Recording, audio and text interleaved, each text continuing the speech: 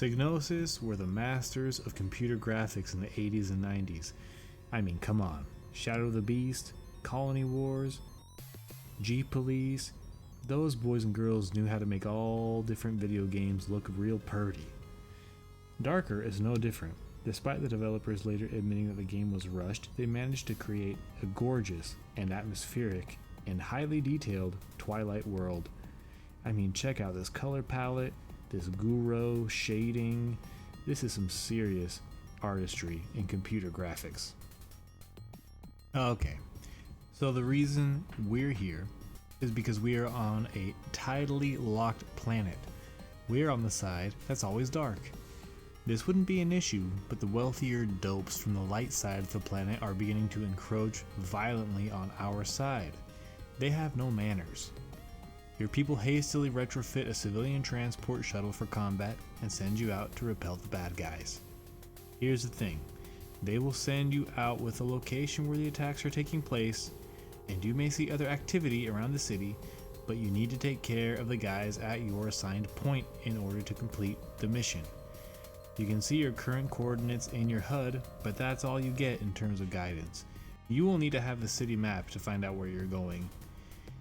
By the way, make sure to take note of your home base coordinates when you launch, lest you finish the mission only to find yourself lost after the fact. Although I guess they are on the map here, but you will need to take note of which hangar is yours. It's neat to use the map in this analog fashion to find your objective, and it helps you to learn the city. In time, you may even start using the map less and less as you memorize the city layout. Speaking of, let's take a moment to soak in the atmosphere. The main driver of the atmosphere in this game is a surprising amount of detail in the city.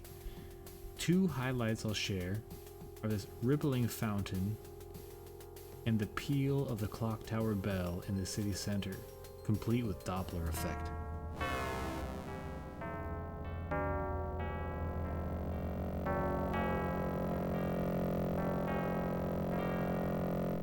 So now let's talk about how the game plays.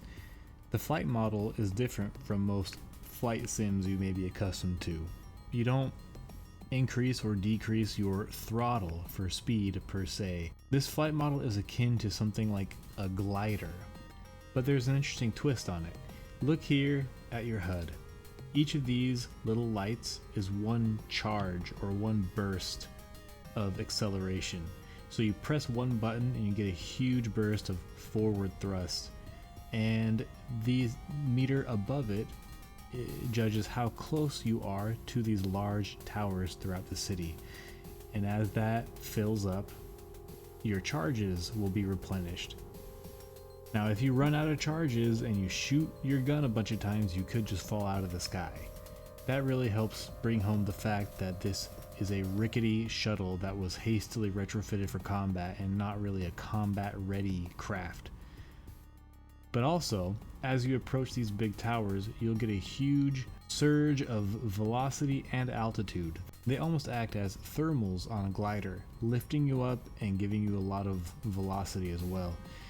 So it's a very unconventional flight model, and it's one that's tough for some folks to get used to. But if you do, then this game becomes a very satisfying ballet of momentum as you navigate the city. And with some practice, this flight model is a really beautiful representation of flight and very unique. So, we've practiced flying around, we've got our map in hand, we're having a good time. So far, so good, right?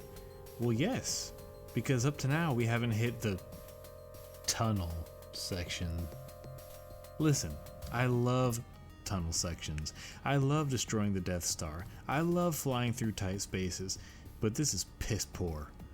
The way flight and energy management works is totally different in the tunnels, and you must fight ships that repair themselves within seconds. Out of the tunnels, this is no problem, since you can deliver many rounds in a short amount of time. But here, there's an excruciating cooldown per shot that you must endure. They make these sections way too long and give you far too many self-healing enemies to fight. This brings this wonderful and unique game to a grinding halt. It's the clearest proof that this game was rushed, the developers even say so, and it's a real shame. It's a real shame because I happen to know that later on you get to take the fight to your enemies on the light side of the planet and even gain access to different craft that fly and act completely differently. Look, I still think about this game. If I get through these tunnels and manage to wrap it up, I'll post another video about it. For now, just know that this game is Professor Halfpenny approved to a point.